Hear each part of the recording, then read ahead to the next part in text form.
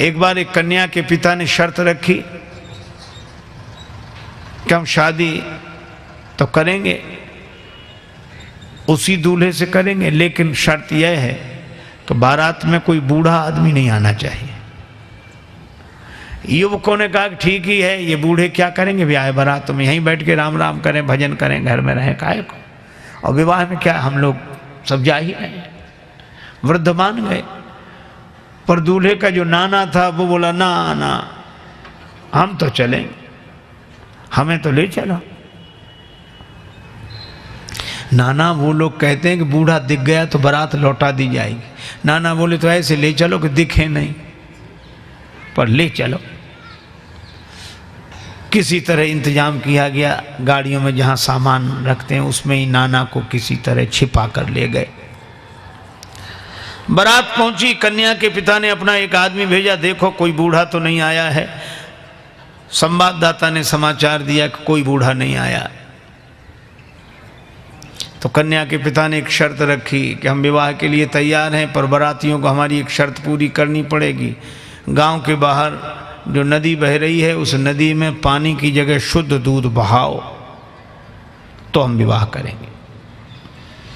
अब बहुत अकल लगाई लड़कों ने, नदी में पानी की जगह शुद्ध दूध, इम्पॉसिबल, असंभव।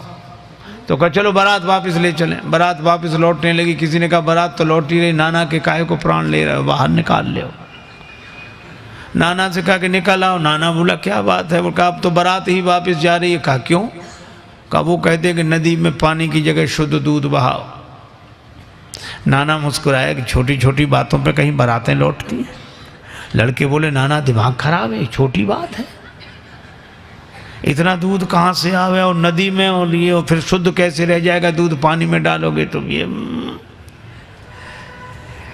वृद्ध ने मुस्कुरा कर कहा कि जरा सी बात है, तुम जो कन्या के पिता की ओर से समाचार लेकर आया था उसी के द्वारा तुम समाचार भिजवा दो।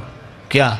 कि दूध का इंतजाम हमने कर लिया है, शुद्ध दूध बहा देंगे, इतना नदी भर जाए उससे भी ज़्यादा दूध हमारे पास है, लेकिन हमारी भी एक शर्त है। क्या?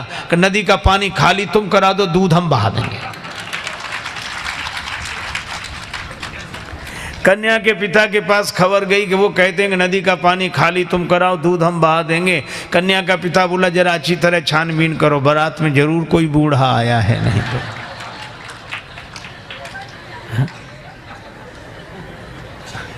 वृद्धों की महिमा है। देखो आज के समय की एक घटना सुनाऊं। एक बार क्या हुआ, रेलगाड़ी के एक डिब्बे में कुछ नवयुवक विद्यार्थी चढ़े, लड़के 10-12 लड़के, और संयोग की बात वो डिब्बा खाली था। एक बूढ़ा आदमी किनारे सीट पर बैठा अपनी माला लिए राम राम राम राम राम राम कर रहा है, और लड़के देखा। अब उनका तो नाम ही लड़के। रेलगाड़ी चली, अब वो भड़के, नाम ही लड़के, जहाँ जाएं वहाँ से लड़के आए। घर में रहें तो लड़के, बाहर जाएं तो लड़के, इससे लड़के उससे लड़के। अब रेलगाड़ी चल रही थी, वो 10-12 लोग लड़के बोले कि बड़े बोर हो रहे, कुछ करो। कहा इसमें क्या करोगे, बैठे रहो आराम से। कहा नहीं कुछ तो करो। कहा क्या करें? कहा जंजीर खींचो, गाड़ी रोको। अरे कहा देखते नहीं 500 रुपये जुर्माना और 6 महीने कैद, साफ साफ लिखा, या दोनों हो सकते। तो कहा हम लोग इतने लोग हैं, 500 रुपये इकट्ठा नहीं कर सकते। कर ले। कहा फिर जंजीर खींचेंगे। अब 500 जरूरी थोड़े, किसी ने 100 दिए, किसी ने 200 दिए, 1200 रुपये हुए। और 1200 रुपये उनमें से एक मुख्य आदमी था, उसके लड़के की जेब में रख दिए और कहा कि अब जंजीर खींचो। पहले तो पैसा लगेगा नहीं, लगेगा दे देंगे, पैसा है तो पास में, खींचो। तब तक एक लड़का बोला एक नया पैसा नहीं लगेगा, जंजीर हम खींचेंगे, गाड़ी रुकेगी, अधिकारी आएंगे, नाम इस बूढ़े का लगा देंगे किसने जंजीर खींची। अब बूढ़ा बेचारा बहुत हाथ जोड़े कि भैया हमने आपका क्या बिगाड़ा बच्चों, हमें काहे को, अरे ऐसा मत करो। लड़के बोले बड़ा मजा आएगा, ये गिड़गिड़ाएगा। कुछ लोगों को इसी में मजा आता, पर पीड़न रति, दूसरे को दुख पहुंचाकर सुख पाना। और अंत में यह हुआ कि लड़कों ने जंजीर खींच दी। मुख्य चेकिंग थी, अधिकारियों को लड़के ही बुला लाए। इस बूढ़े ने जंजीर खींची, इस बूढ़े ने जंजीर खींची। अब वृद्ध बड़ा हैरान कि अगर हम कहें भी कि हमने जंजीर नहीं खींची तो मानेगा कौन? ये 10-12 लड़के और सब हमारे बारे में यही कह रहे हैं कि जंजीर खींची। तो उसको भगवान ने ऐसी प्रेरणा दी, अधिकारी ने डांटते हुए कहा, तुम वृद्ध होकर शर्म नहीं लगती, जंजीर क्यों खींची? बूढ़ा बोला, साहब जंजीर तो खींची पर मजबूरी में खींची। क्या मजबूरी थी? हमारे पास 1200 रुपए थे, इन लड़कों ने छीन लिए, इसकी जेब में रखे।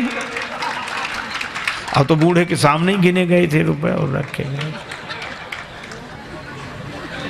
अधिकारियों ने जो देखा तो उसकी जेब में रुपए मिले। ईमानदारी का जमाना था, बूढ़े को 1200 रुपए मिले और शाबाशी दी गई कि बड़ा साहस का काम किया, बहादुरी का काम किया। अब लड़के एक दूसरे का मुंह देखेंगे, ये तो हम सोचते ही नहीं थे। वृद्ध को तो 1200 रुपये मिले, लड़के पकड़ गए। अगले स्टेशन पर गाड़ी रुकी तो पुलिस वाले लड़कों को पकड़ के ले जा रहे थे।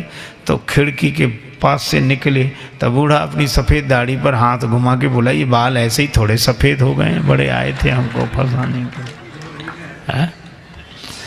तो ये कहानी है, पर यह कहानी भी संकेत देती है कि वृद्ध के पास जो अनुभव होता है वह युवक के पास नहीं होता।